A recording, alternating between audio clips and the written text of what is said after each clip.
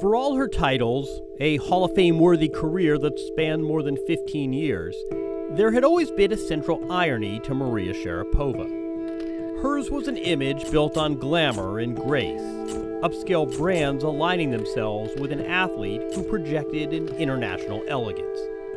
Yet her game, her backstory, her entire approach to the sport, it was predicated on the opposite. Grit. True grit. She once endorsed a camera with the slogan, "Make every shot a power shot," and it may as well have been an anthem for her tennis. I think I really want to be #1 in tennis, and I work hard all the time, and I'm willing to go out there and practice, so I really know my goal and I want to achieve it. Shot after shot, round after round, she blasted away, punctuating each stroke with that familiar keening sound. Utter domination for Maria Sharapova. And her existence was not, in truth, a life of glamour either.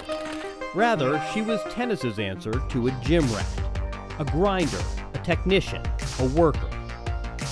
She spent her days not at international discos and cafes, but on the back practice courts from Stuttgart to Shanghai, drilling and tinkering with her rebellious serve. Hardly a natural athlete, she once famously described her play on clay as, quote, "a cow on ice," she would often spend the first 45 minutes of a practice session without a racket in her hand, working solely on movement and footwork. The world saw Maria Sharapova on runways and in commercial shoots. In tennis circles, we saw her walk around in a sweat-soaked t-shirt, hair matted to her face. Sharapova took her work seriously. In short, she was a professional. Oh, Sharapova somehow finds the pass.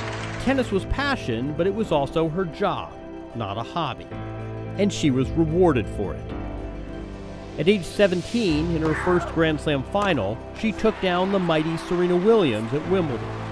2 years later, it was the US Open. 2 years after that, the Australian.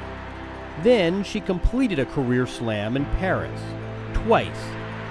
Her conversion to a clay court expert spoke plenty about the virtues and outcome of her hard work.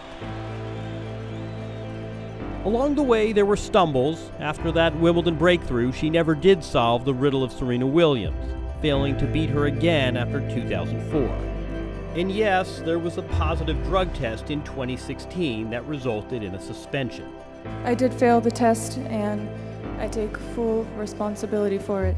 She returned, though, in 2017, of course she did, and reminded us again of her uncommon grit.